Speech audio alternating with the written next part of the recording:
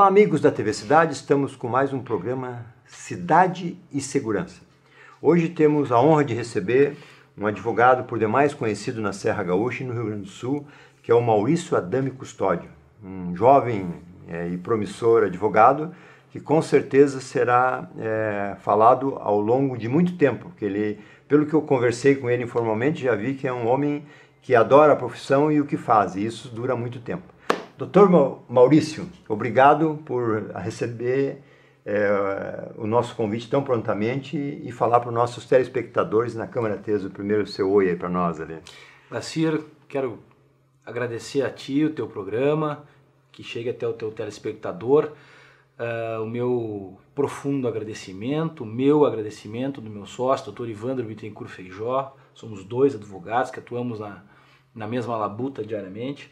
Mas então, abraçar o teu telespectador e agradecer por essa oportunidade.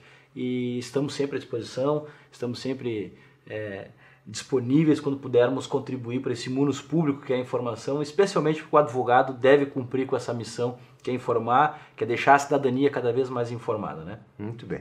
A primeira pergunta que eu gosto de fazer para os nossos telespectadores, a audiência que nos acompanha, é: quem é o doutor Maurício? Muito bem.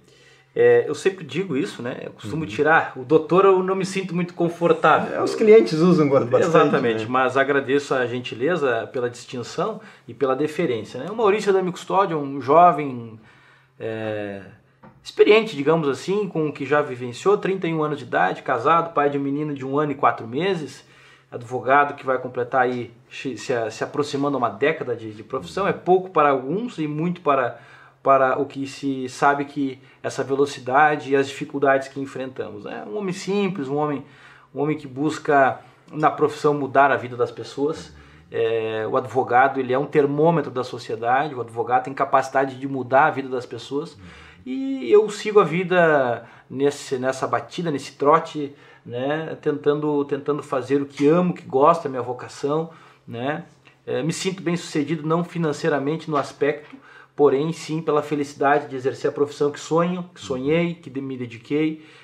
Tenho um fiel amigo, escudeiro, irmão, que é meu sócio, o Ivandro, no qual dividimos as agruras do dia a dia. Desde o início o Evandro é sócio?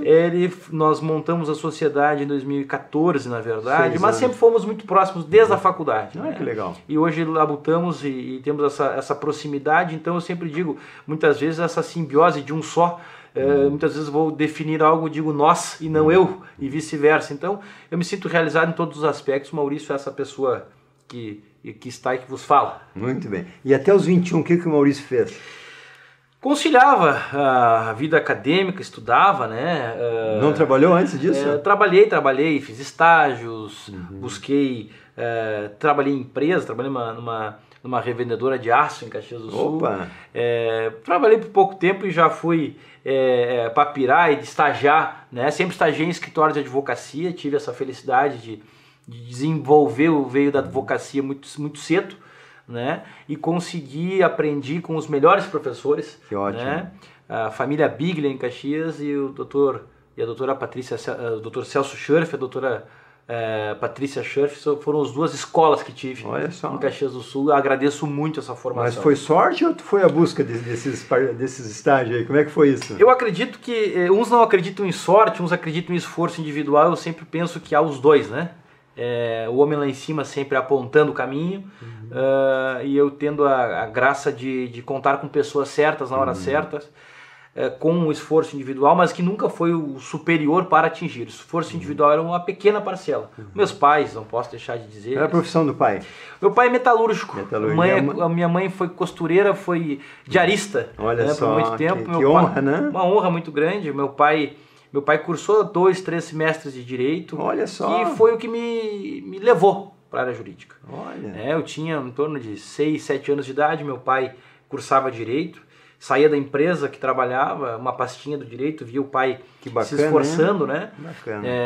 Conciliava a realidade sujo de graxa, com muito orgulho, com a Academia do Direito, e aquilo foi formando meu veio questionador, né?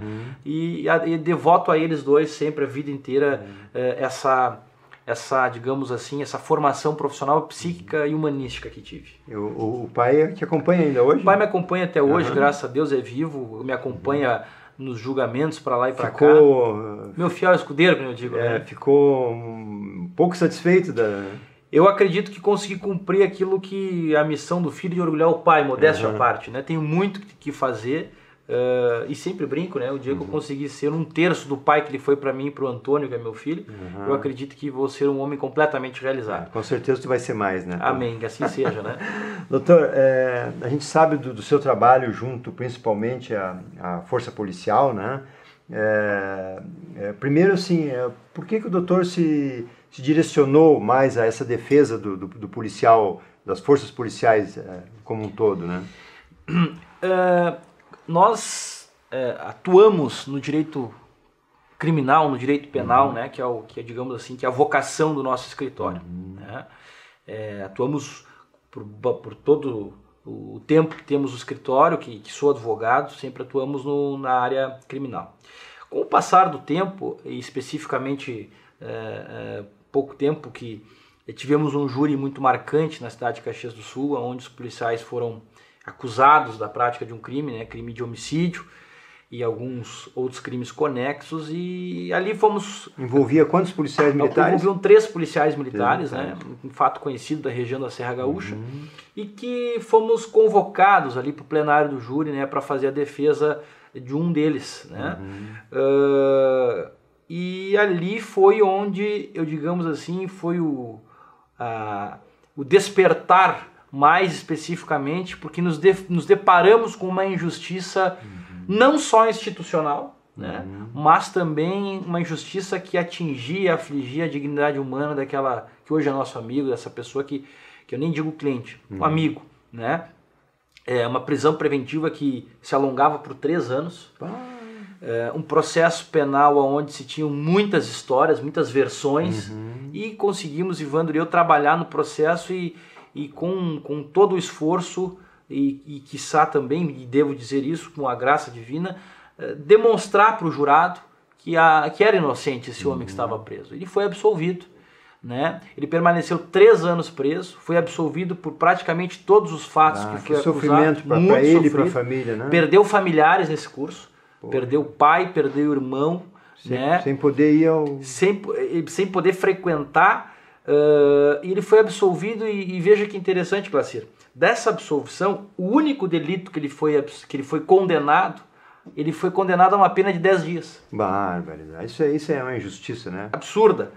Ali foi o chamamento, digamos assim, mais próximo, aos agentes de segurança, que com a proximidade, a nossa, digamos assim, comunicação nesse aspecto, aproximou de nós esse mercado, né? Se podemos dizer assim. Toda uma categoria chamou atenção, com certeza. Chamou atenção, né?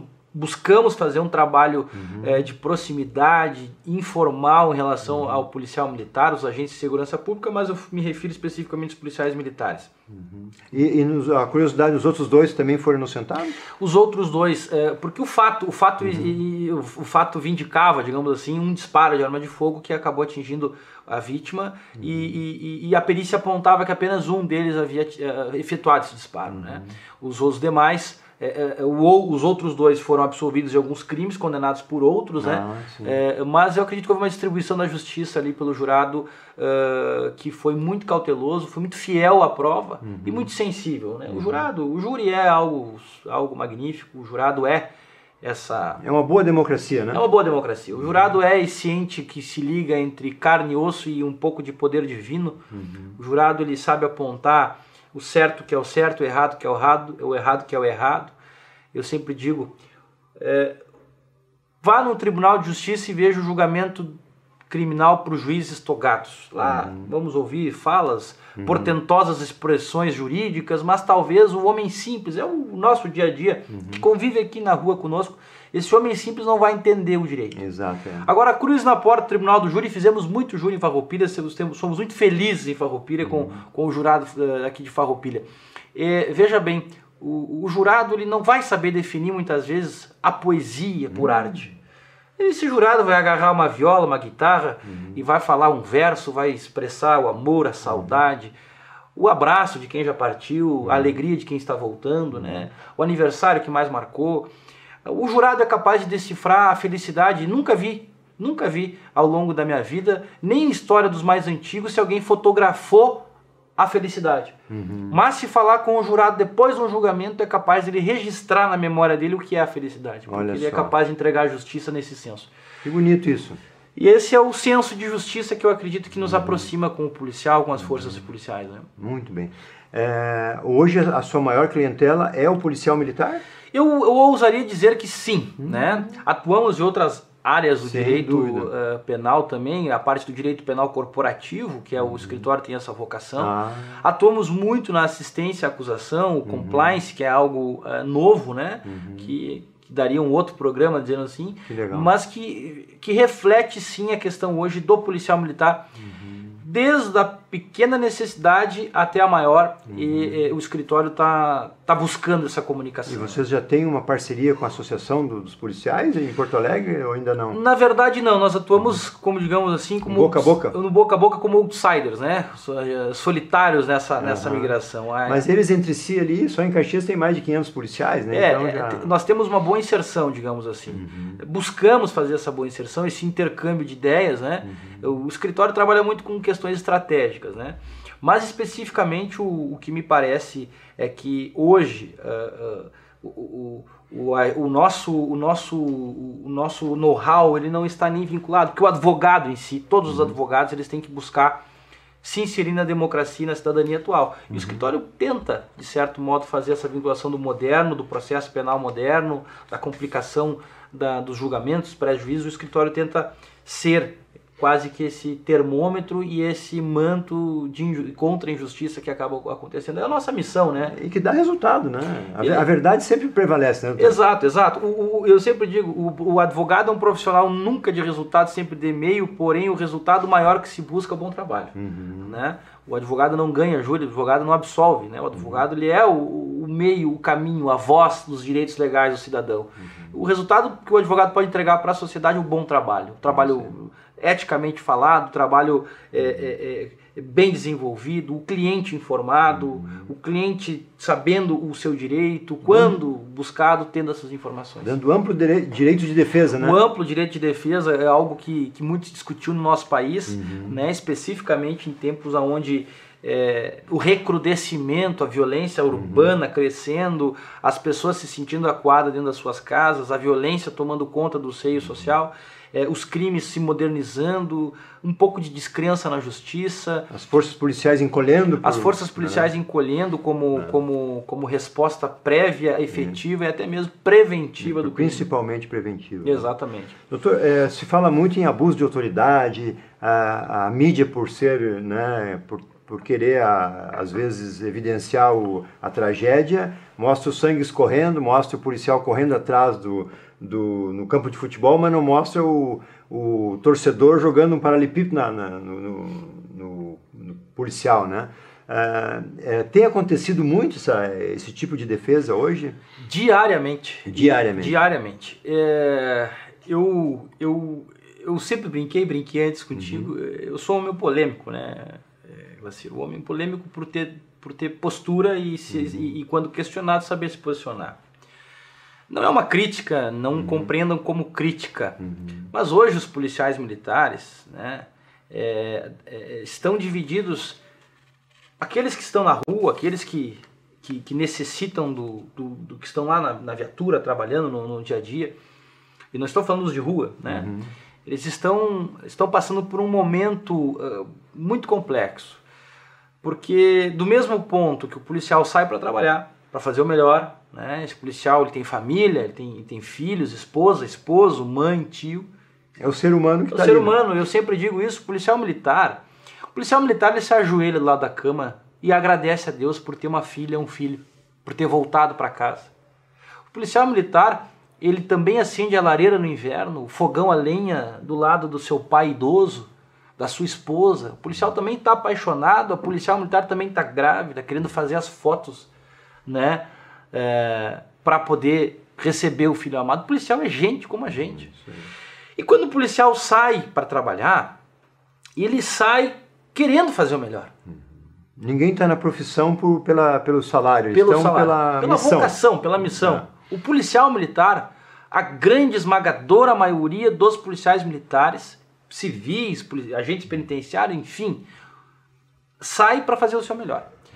Quando volta, ele volta com aquela sensação de ou vou receber um PAD, ou eu vou estar no IPM, ou eu vou estar numa sindicância. O que é um PAD? Um processo administrativo militar, né? Certo. Que é onde ele vai apurar ali uma eventual transgressão à disciplina militar. E a Brigada Militar, por ser uma valorosa brigada de 183 anos, ela não perdoa, né? Ela não tem passar a mão, né? Não, a Brigada Militar corta na própria carne, essa é uma verdade. Por isso que tem esse sucesso de 183. Por isso que se chegou a 183 anos, e digo, a Brigada Militar, diferente das outras forças policiais, não foi criada a bico de caneta, por um decreto, foi criada a pata de cavalo defendendo esse Estado. A questão toda é que, muitas vezes, no ímpeto de fazer o bem, de fazer o melhor para a comunidade, punimos injustamente o bom policial, né? E eu tenho muito receio de formas draconianas de se buscar a justiça institucional internamente.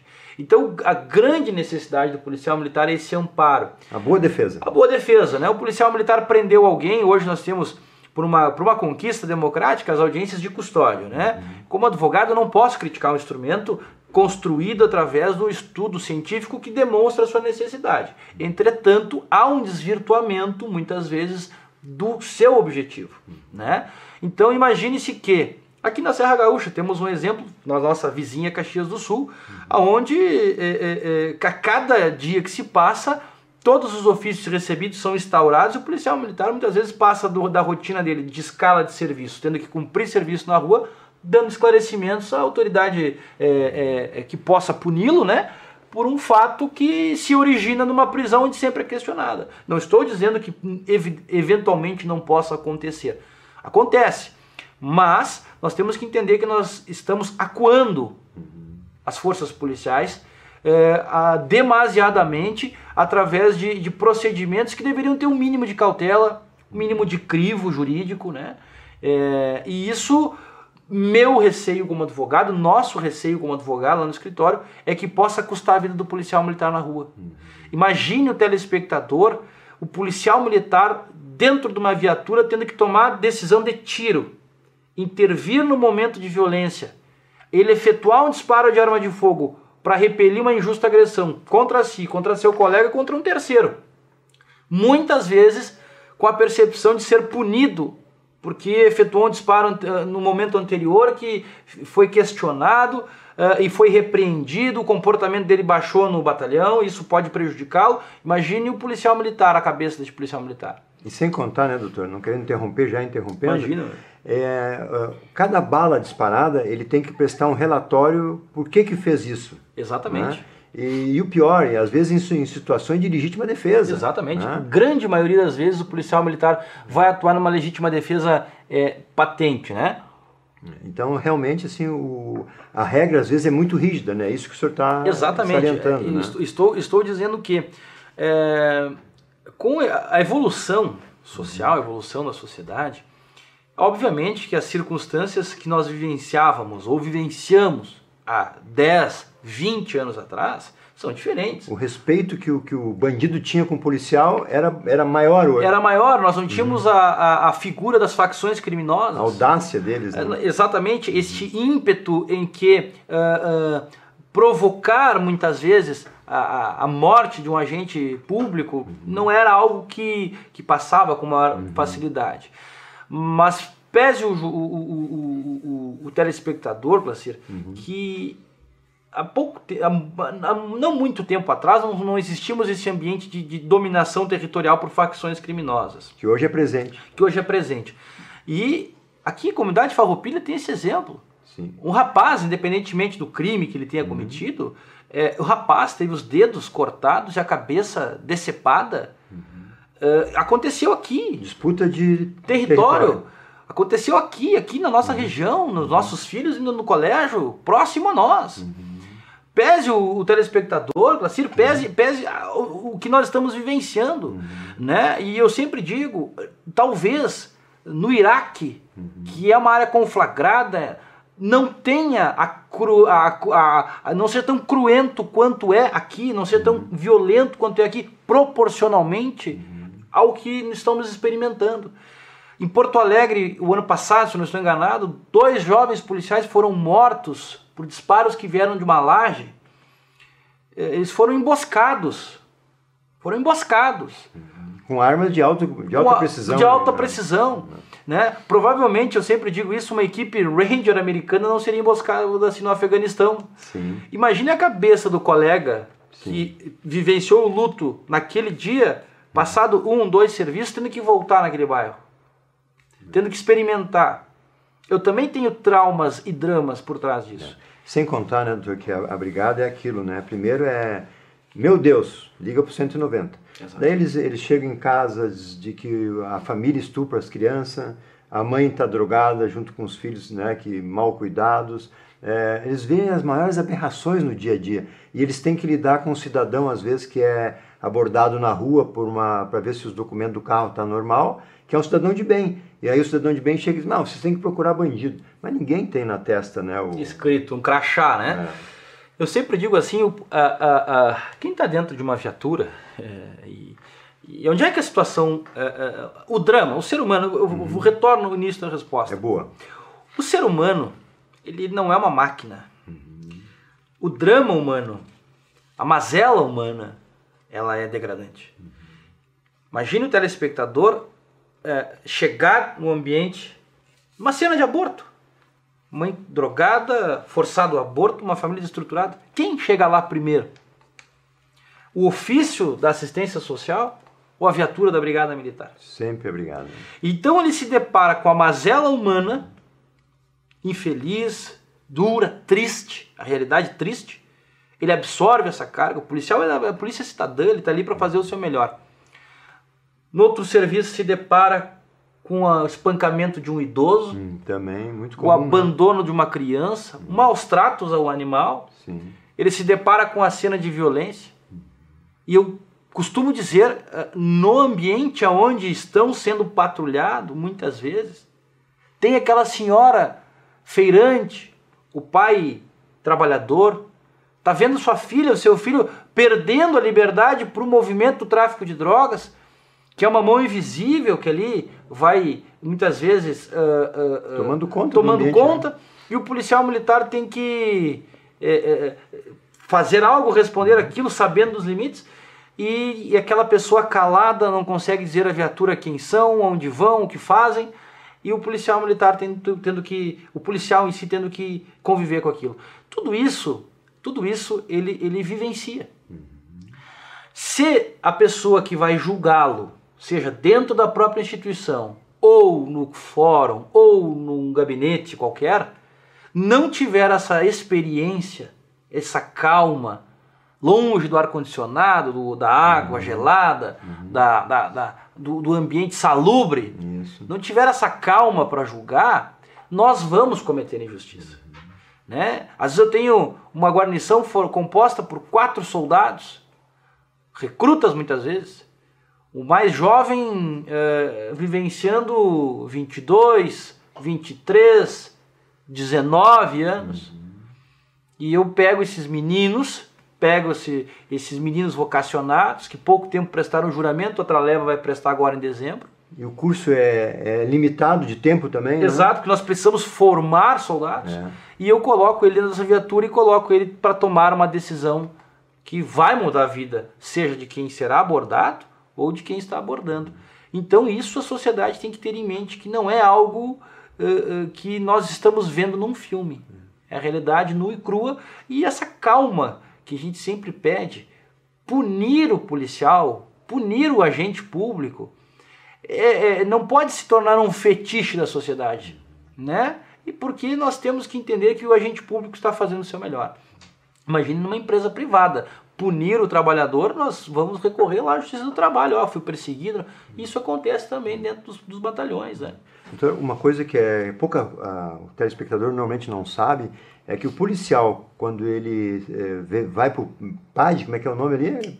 Nós temos o processo administrativo militar, isso, que vai apurar uma transgressão à disciplina militar. Ele tem as punições que pode ser da repreensão dele, da advertência, até a detenção dele com prejuízo de serviço, que o comportamento dele caindo pode prejudicá-lo e depois, eventualmente, até dentro desse período de 2 anos, se assim retornar a fazê-lo, ser expulso. Ser expulso, vai a um procedimento chamado Conselho de Disciplina e pode ser expulso. E o pior, né, doutor? Normalmente, quando chega num caso desse, ele é julgado no militar e depois no... E depois na Justiça Comum. Ele pode acumular os dois procedimentos.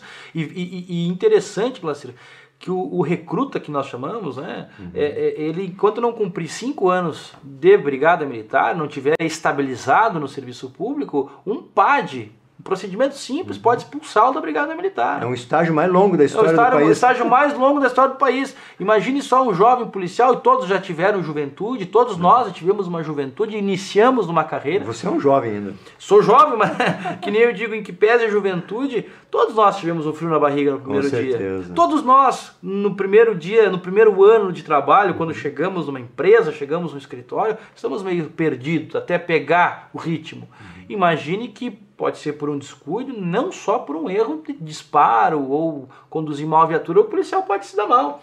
Né? E doutor, o que não falamos ainda é o seguinte, quando ele sofre uma dessas penas aí, a primeira coisa, ele é afastado, ele perde parte do salário, né? Quer dizer, ele tem que tomar a decisão certa de dar o tiro ou não, ele tem que pensar que se aquilo vai fazer falta para a família, é uma tragédia na hora do... É uma tragédia familiar. E imagine o seguinte, isso nós temos vários exemplos, né? Alguns amigos que nós compreendemos, que eu sempre digo, o cliente ele é muito, muito comercial, nós temos amigos, né? Tem amigos, sempre digo isso. Temos jovens policiais que vêm lá da fronteira, muitas vezes, do garrão do nosso estado, lá de outros pontos do país, muitas vezes, e vem que é onde não tem toda essa violência. Exato, vem para cá, vem de mala e cuia, vem com a sua família, filho recém-nascido, esposa muitas vezes não está alocada no mercado de trabalho, então ele está mantendo a casa, ele tem o aluguel, ele tem o carro, ele tem a escolinha, enfim, ele tem tudo aquilo que o pai de família, a mãe de família tem para manter uma casa. E sabendo que a qualquer momento ele tem um risco de se enroscar ali, né? E isso é perigoso porque nós vamos criar zumbis, né? Pessoas que entram no seu trabalho e não vai ser um trabalho muitas vezes produtivo. E policiais que estão aí fazendo o melhor, vocacionados. Se nós pegássemos uma pesquisa, a grande maioria, se não a totalidade dos policiais militares são vocacionados. 95%. Exatamente. Eu até arriscaria 98%. Olha aí, olha. Porque eu sempre brinco, né? Nem o DNA é 100%, é 99,9999. Aquele descontinho é para dizer que eu sou eu, né? É isso aí. Porque eu tive a felicidade de uma vez ser o que deu a aula inicial para os policiais que estavam começando a formatura. Não chega a ser uma aula, é um entrosamento do cidadão com a experiência deles num curso, né? Fui convidado pelo saudoso amigo, saudoso não está trabalhando aqui, mas ele é um amigo vivo, né? Claro. Amigo pessoal, Leonel da Silva Bueno, que fez história na cidade, que trabalhou 8 anos. A primeira pergunta que eu fiz para os policiais ali, né? Entrando, quem de vocês tem policial na família? A maioria. Quem de vocês entrou para fazer carreira? Todos. Exatamente. Então isso aí eles entram, como nem o senhor falou no início, pela missão, pelo objetivo de servir. Eles não entram pelo dinheiro. Exatamente. O dinheiro é uma consequência. Até porque se fôssemos avaliar em matéria financeira, salvo por alguns últimos anos que acabou tendo, não digo plus, né? Não é a valorização necessária que a gente sabe que tem que ser feito, mas deu uma recondicionada que superlativizou até certo ponto os vencimentos, mas que tem que melhorar em mais. Porém, se fôssemos computar apenas pela questão salarial, não é tão atraente para o policial militar aceitar uma carreira pública com todos os riscos e dificuldades que tem, né? Então, a vocação, né? Assim como a empresa, o advogado, eu não tenho advogado na família, mas provavelmente daqui para adiante ou outro... Tu quase teve. Quase tive, né? Doutor Maurício, por incrível que pareça, já se passou 30 minutos, né? Eu queria deixar no encerramento aqui, pelo que eu vi da conversa anterior, pouco que eu tive com o senhor ali, e agora aqui, eu vejo que a sua missão é de valorizar o trabalho policial, né? Isso, eu vejo que o senhor faz isso com amor, é uma profissão no qual o senhor tem o seu sustento, com certeza, e o senhor quer clientes cada vez mais, né, para manter a sua profissão, mas eu vejo que o senhor incorpora isso como uma missão de valorizar o trabalho policial, que é hoje o nosso grande... assim, ó, quando se fala numa cidade de qualidade de vida, eu duvido que alguém não elenca como primeira necessidade a segurança. Com certeza. Porque se fala não é saúde, deixa não ter policiais numa cidade e dá uma greve no hospital. Quem que vai segurar o povo para não quebrar a portaria? É sempre a brigada militar que é chamada para fazer aquele negociação, para evitar a depredação, etc., né? Eu quero lhe parabenizar, quero lhe deixar a TV à sua inteira disposição para qualquer vez que o senhor precisar passar um recado. Com certeza nós vamos distribuir esse vídeo para os colegas policiais. Obrigado. E eu tenho certeza que muitos já lhe conhecem, né? Mas eu fiz isso em função da brigada ser minha amiga, né? Porque eu fiz amigo conhecendo isso que o senhor relatou para as pessoas aqui, que pouca gente sabe, pouca gente conhece a rotina estressante e extenuante de um policial, né? Então, essa de que o policial não faz nada, que só desfila na viatura, eles estão redondamente enganados. A viatura só passa ali porque naquela localidade tem mais índice de crime, não é isso? É verdade. Então, eu quero lhe deixar o agradecimento final, o senhor fazer na câmara do meio aqui para dizer que qual é a sua função de continuar seguindo nessa luta aí. Bom, eu agradeço mais uma vez, então, a oportunidade, Glacir, a ti, a teus telespectadores, pelo momento de prosa que nós tivemos aqui. Eu tenho como missão profissional levar para esse conjunto digamos assim, de pessoas que estão na segurança pública, a ideia de que eles devem ter o exercício da sua defesa, da sua dignidade, da sua cidadania garantido no exercício jurídico. No ponto de missão cidadã, é porque entendo que há uma boa luta, uma luta justa, assim como a categoria da saúde, dos professores, que estão interligados com a base, né, da nossa cidadania.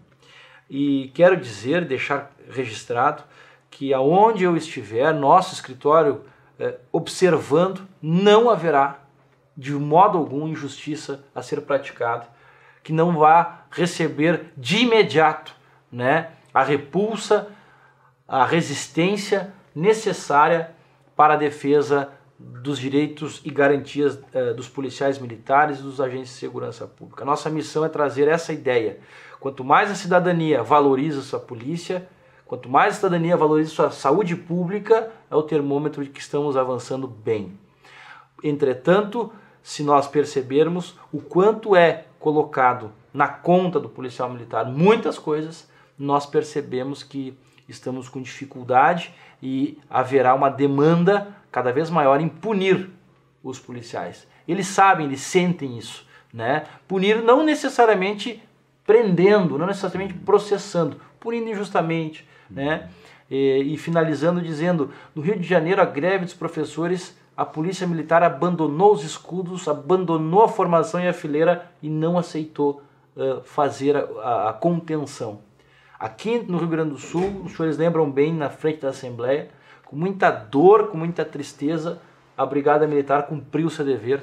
Não falo o nome da Brigada por não ter procuração, claro, mas falo o nome daqueles que estavam lá como cidadão, não como advogado, né? E se pudesse fazê-lo também, faria isso. Então, nós sabemos que não foram abandonados. Então, eu digo que essa missão, ela tem que ser valorizada.